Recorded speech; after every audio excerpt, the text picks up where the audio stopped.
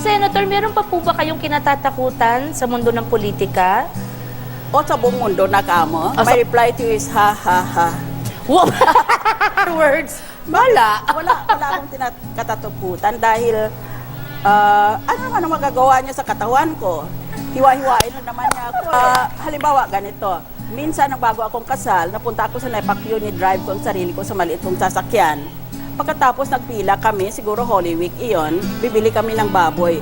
Ang nauna sa akin, mukhang mahirap na babae.